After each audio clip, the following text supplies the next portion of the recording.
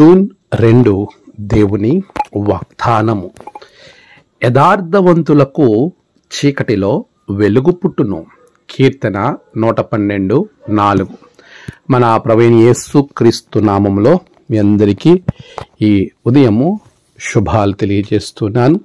పునరుద్ధాన ఆశీర్వాదాలు మీకు కలగాలని భగవంతుణ్ణి ప్రార్థిస్తున్నాను. పిల్లరా, దేవుని యొక్క మహాకృపలో మనమందరం మరొక నూతనమైనటువంటి దినము గుండా ప్రయాణం చేస్తున్నాం.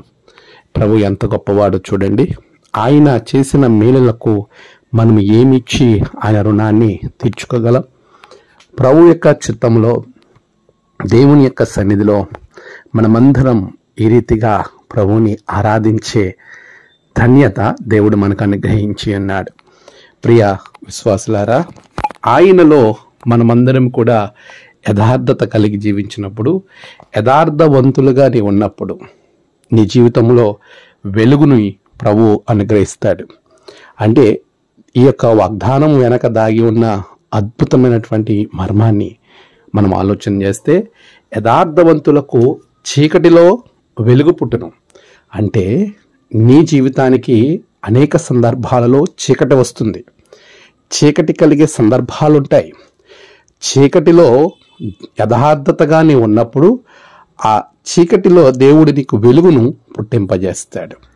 బాధాకరమైన పరిస్థితుల గుండా, ఘడాంధకారపు లోయ గుండా నువ్వు ప్రయాణించినా నేను ఏ అపాయమునకు భయపడను అన్నాడు. కానీ గాఢాంధకారపు లోయ నాకు రాదు అని దావీదు 23వ కీర్తనలో చెప్పలేదు.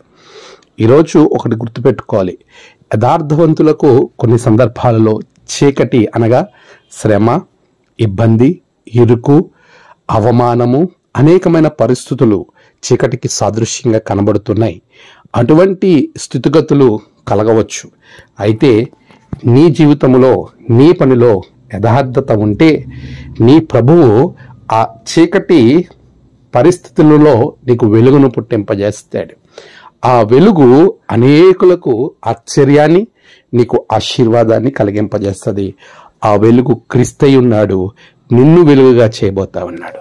అట్టి కృప ప్రభు మీకు అనుగ్రహించును గాక. ఆమేన్. ప్రార్థన. పరిశుద్ధుడా, ప్రేమగల తండ్రి, నీకు వందనాలు.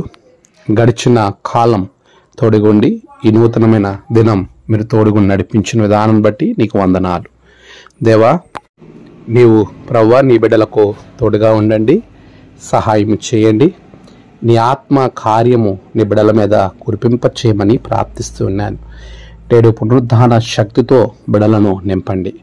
ప్రభువా, నీలో యథార్థత కలిగి వారి చీకటలన్నీ తొలగించుకొని వెలుగుమయంగా వారి జీవితాలు ఉంచండి.